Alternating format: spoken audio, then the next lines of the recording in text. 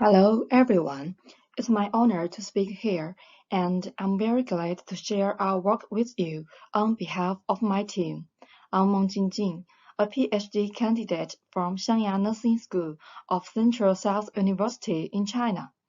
The topic of my presentation is non-pharmacological therapies for improving sleep quality in people living with HIV. Do we still need new studies? And my sharing is divided into the following 5 parts.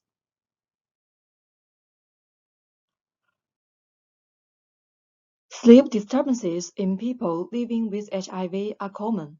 A meta-analysis shows that the overall prevalence of self-reported sleep disturbances in people living with HIV was 58%.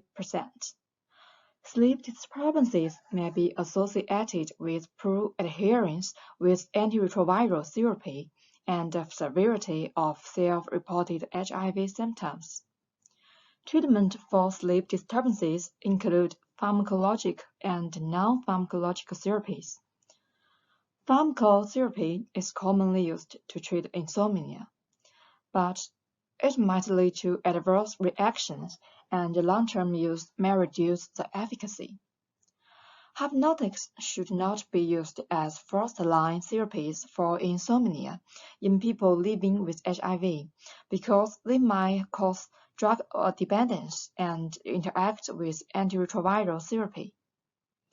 Non-pharmacological approaches are aimed to eliminate behavioral and environmental factors that cause or perpetuate sleep complaints, which have been proven to be effective in improving sleep quality in different clinical populations.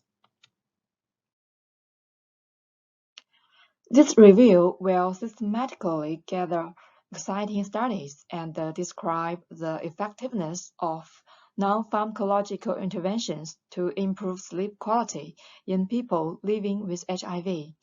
The knowledge will be used to determine whether new studies related to impact of non-pharmacological studies are still needed. Next is the method part. A systematic literature search was conducted on 7 electronic databases, including PubMed, Immunbase, Central, CNIL, Web of Science, China National Knowledge Infrastructure, OneFound China Biology Medicine Disk, and clinical trials. The first retrieval was performed on June 29th. We run the last retrieval before submission. Besides, we manually check the references of relevant articles for potential inclusion. The retrieval of all databases started from their inception data, and no restriction on language was applied to the search process. Study inclusion and exclusion criteria were set based on the structured Picos presamples. The population is people living with HIV aged 18 and above without other serious physical complications. We excluded severe central respiratory diseases, such as sleep apnea syndrome. Non-pharmacological intervention studies targeting sleep quality, sleep disorder, insomnia, or sleep-related symptoms were included. We excluded studies that didn't aim to improve sleep, but only used sleep indicators as secondary outcomes. Any comparison treatments or no control group, and subjectively or objectively measured sleep-related outcomes were included. Experiment and quasi-experimental studies that measured pre- and post-intervention data were included.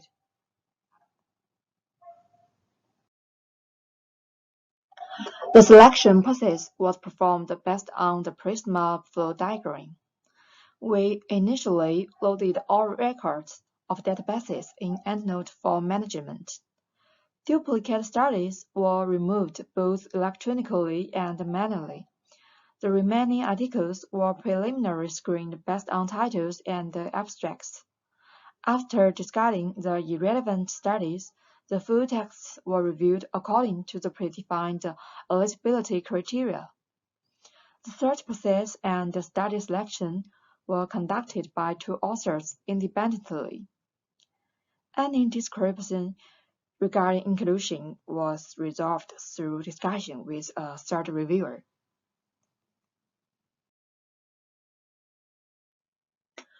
We first developed a pilot extraction form and applied it to 5 randomly selected studies to refine it accordingly.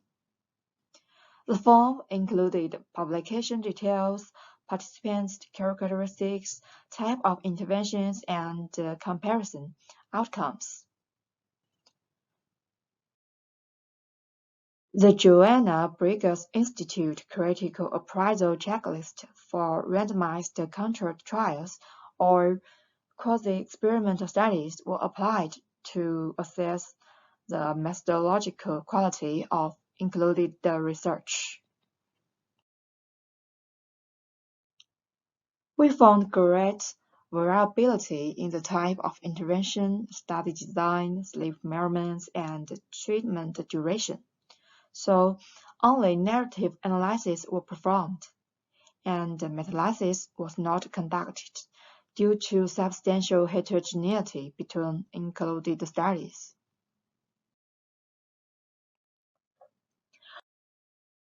The detailed study selection is presented here.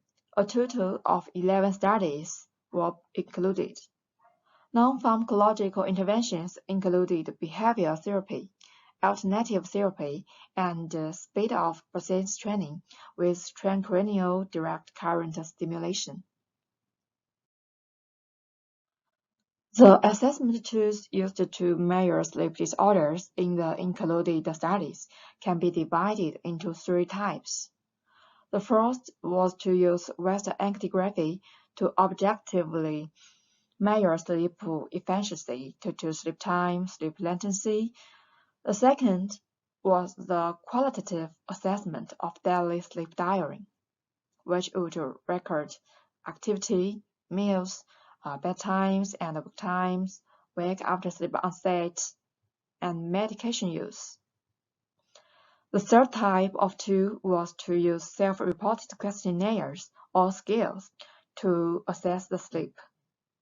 The reports included the Pittsburgh Sleep Quality Index or its components, insomnia, severity index, and other scales. A summary of the included studies is presented in this table. 6 studies were conducted in America and 5 in China. Most studies reported that their participants received antiretroviral therapy. Only 2 studies had a 1 week or 2 weeks follow-up period, and all other studies measured sleep indicators immediately after the intervention. Due to the absence of reported information about the long-term effects on insomnia, follow-up data were not included in our analysis.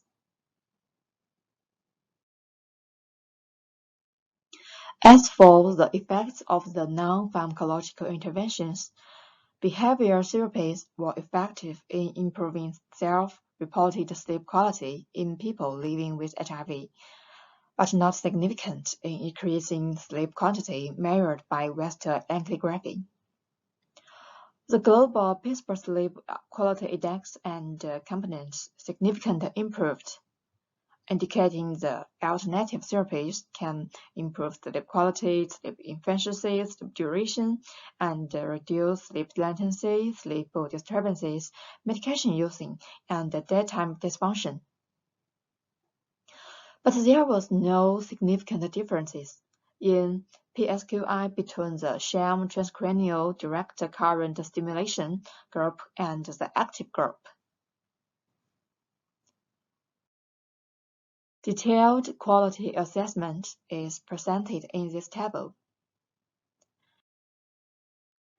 No studies were rated as high quality. For 7 included RCTs, the blending methods were at high risk. None of the interveners among studies were blind to treatment assignment. In only 2 studies, outcomes assessors and participants were blind to treatment assignments. Our work does have implications for future research. First, literature quality assessment showed that the blending method in RCT studies are mostly lacking or inadequately described. Future research should be rigorous RCTs that describe blending method transparently and accurately.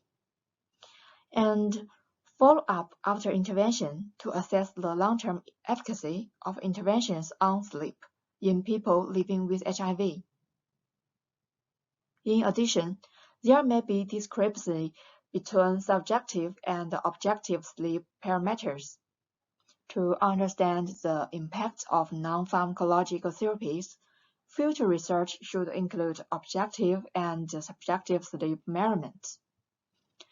Narrative summaries showed that behavioral interventions and auricular plaster therapy promised to improve sleep quality in people living with HIV, indicating multimodal interventions that combine approaches such as behavioral therapies, alternative therapies, sleep hygiene into individualized modular intervention may be a new way to address sleep disturbances in people living with HIV. Our review shows that behavioral therapy and auricular plaster therapy may be suitable for relieving sleep disorders in people living with HIV. Due to the moderate quality and limited numbers of studies, more high-quality RCTs are needed in the future to test the long-term effects of non-pharmacological therapies. Thank you for your attention.